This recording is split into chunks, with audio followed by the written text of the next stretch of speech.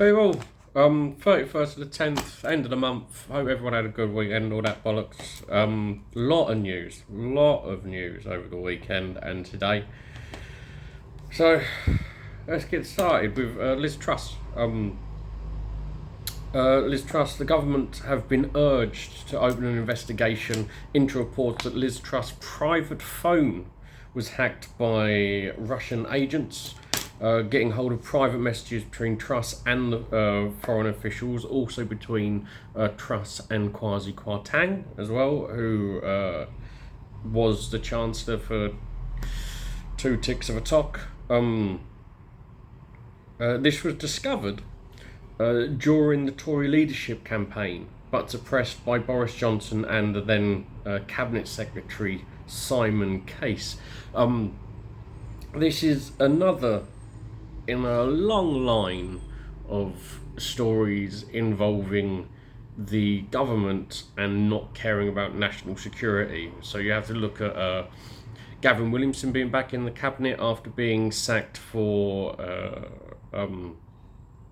leaking information. You've got Priti Patel, who was Home Secretary for ages. She was sacked for going on to a secret meeting in Israel.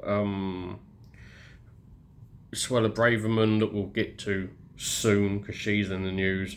And what's even better about this is the fact that it was supposedly, and they're not going to do an investigation into this. I don't believe they're going to, because if they do, then so many heads actually have to roll. You can't do an investigation if this is all found out to be true, which, judging by this government, fucking is. Everyone's head has to roll, because you can't trust a government that protects its own. And this is the problem that we've had. And this isn't a Tory party problem. This is a new Tory party problem. I wouldn't even say the last 12 years. I would say since fucking Brexit, they care about the party more than they care about the country. You can argue that Cameron cared about the party more than the country. I'm not 100% sure if you could aim that at someone like Major, but certain. So you argue last 12 years, whatever this current Tory party is. We also got hospitals and care homes have not received any of the £500 million emergency fund promised to them by the government last month, on the 22nd of September, when the then Home Secretary Theresa Coffey said that they were doing this. This was to prevent the NHS from becoming overwhelmed this winter. As you can tell by the weather at the moment, there has to be some form of turn, because we don't have winter at the moment, do we? And we're coming up to November, and it's still balmy out, which is a concern. Ministers announced the cash injection, as I say, last month. One of the major problems that we have in the NHS is the fact that at the moment more than 13,000 of the 100,000 NHS hospital beds in England currently contain delayed discharge patients. Now, delayed discharge is when a patient clinically is ready to be discharged, but cannot leave because of other necessary care, support, or accommodation is not readily available, or funding isn't there for what they require. So as a direct result of this, we have thousands of 999 patients suffering every month because you do not have enough ambulances, you don't have enough beds, everything's stuck, funnel thing away. What's the fucking logged? Yeah, backlogged. That's the fucker. Everything's backlogged. And so you'll have patients suffering. You hear the stories all the time. People waiting 18 hours, hours and hours and hours for ambulances, broken hips and whatnot. It's not great.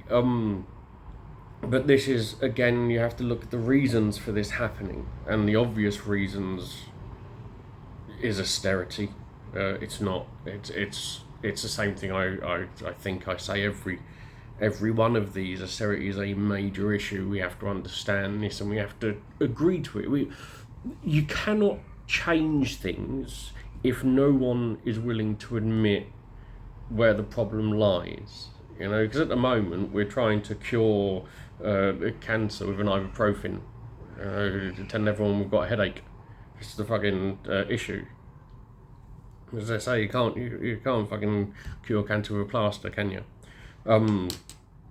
Got Lula da Silva in happier news. The former president of Brazil has once again become president after beating the far-right psychopath Bolsonaro by 50.9% to 49.1%.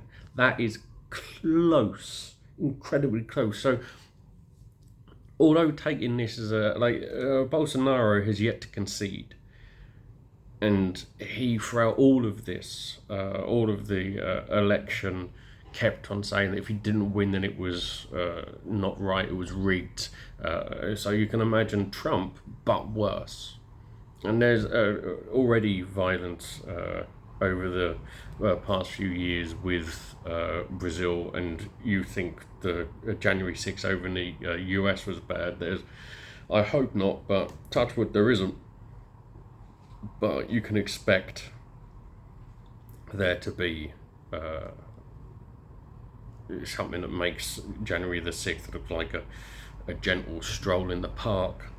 As I say, hopefully there isn't, but you've got a lot of anti-democratic conspiracy theory laden violent bullshitters over there that make Trump's toothless fuck seem intelligent.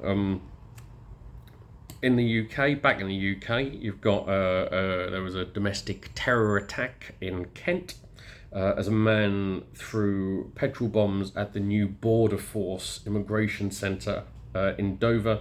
The suspect has been found dead, so silver linings. Although with that, you have to ask yourself, is it better for us to understand the reason more? Punishment, is it better to spend time in prison than it is a thing? Then you have to get into whether or not the death penalty. I'm fundamentally against the death penalty, but you get it. Luckily, there was only minor injuries reported.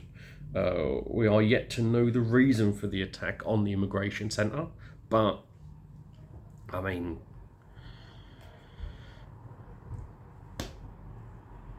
there's enough hate speech to. You don't need to be a genius. Isn't Sherlock Holmes to put two and two together and come out with far-right Nazi bricks? Is there pricks, not bricks? Silly prick. I said we'll talk about Suella Braverman, and here we are. A couple of things on her, especially today, this morning, this afternoon we're at now. The Home Secretary has been busy. So it turns out that she admitted to sending official documents to her private email 6 times. And that was between like the 6th and the 19th of September. Because she wasn't Home Secretary for long. So she couldn't have done it for that often. But 6 times. And this is the woman who, she's made a mistake. It's all the Tories, all the MPs defending her. Oh, she made a mistake 6 times. That's not a mistake, that's purposeful. She can't be in a job any longer, but we go back to what we said about Liz Truss. A lot of heads have to roll. Really, you can't just get rid of her and then all go around claiming everything's hunky-dory, can you? But you shouldn't be able to.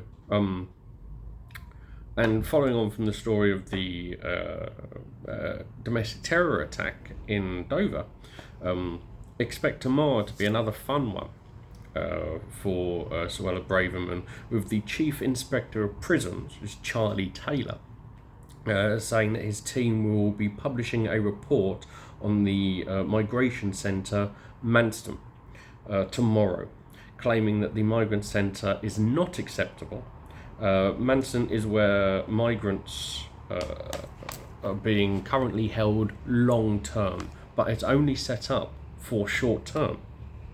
This is the thing. You're meant to have Manson is meant to be like 16,000 people maximum, only staying there for 24 hours. It is a processing plant, basically. That's what it is. That's what it's there for. It is not there for long-term stays.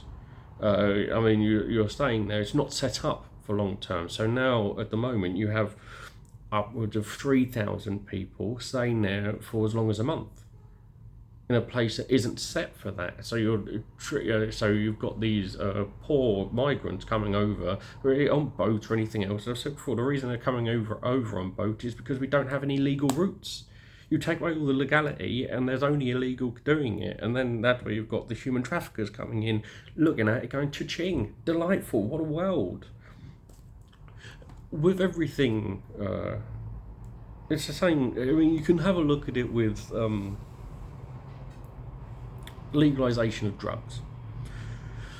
One could argue that one of the reasons that the legalisation of drugs is such a good idea is because you remove the criminal aspect of it, which would mean that the drugs would be of better quality, you'd be able to tax them, and the criminal aspect would no longer be there because it would be legal, so you wouldn't have to deal in the criminal side of it.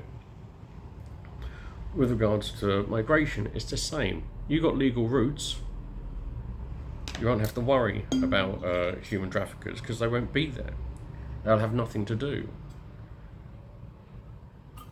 Of course, it's not as simple as that because not everyone's going to get asylum, and so people will still come over, but you'd have a lot less to be dealing with.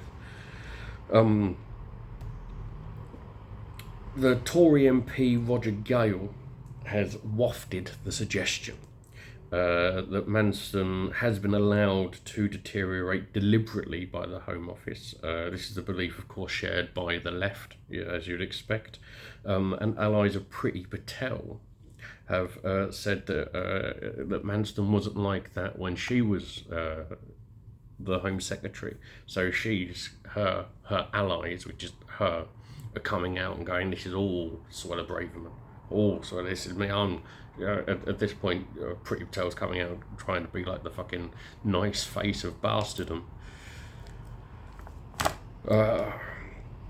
Keeping on migrants, while we're here, lawyers and charities have called on the electronic tagging of migrants to be scrapped, describing it as psychological torture.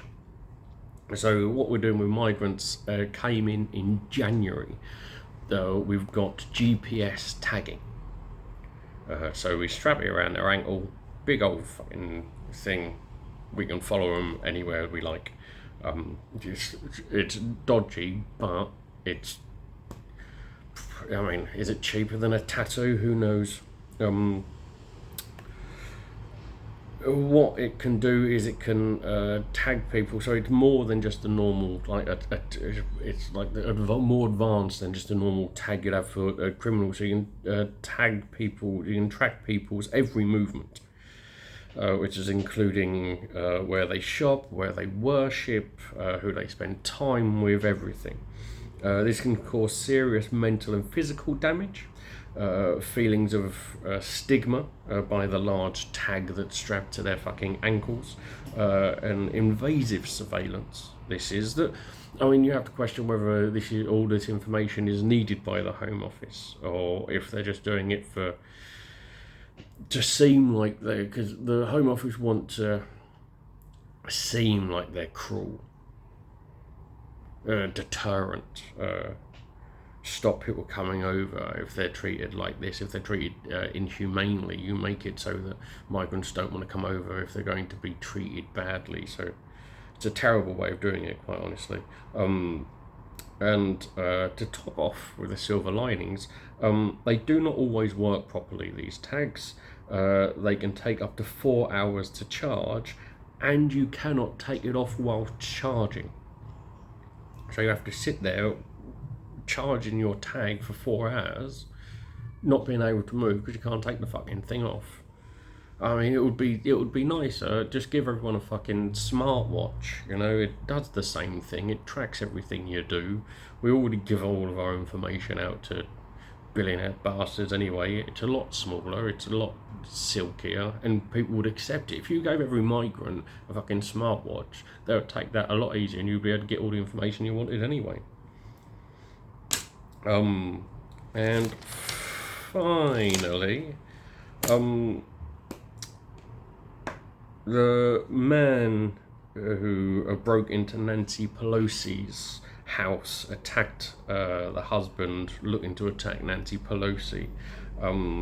It turns out that he, in a big shock, and you're never going to believe this, but he, over a few months, Los Angeles Times looked over his internet history. Turned out that he had been moving further into the far-right world of conspiracies, anti-Semitism and hate. Who would have thunked it? He had his own personal blog, because of course he did, with such posts including topics like manipulation of history, hollow hoax, hoax of the Holocaust, and it's okay to be white, which is just a concern. I mean, listen, it's fine to be white, but I wouldn't write a fucking blog about it. Jesus Christ. Someone's... weirdos, fucking weirdos. Of course, a fan of QAnon and all of this tedious bollocks. And on tedious bollocks, Elon Musk, the edgelord billionaire, who literally cannot buy a sense of humour, posted, then deleted, a baseless conspiracy theory about the attack on Twitter, which he now owns, because he was forced to buy it. Do not forget, he was forced to buy it. He didn't want to. He said, I'll buy it, did everything, tried to turn around, got screwed over. So look forward to Twitter being fun, if that's what we get, the fucking owner of it spreading conspiracies. But, I mean, there was quite a lot today, weren't there? Jesus. Right, I'm gonna go and write material about choice and incel twats. So have a good day, and catch you later.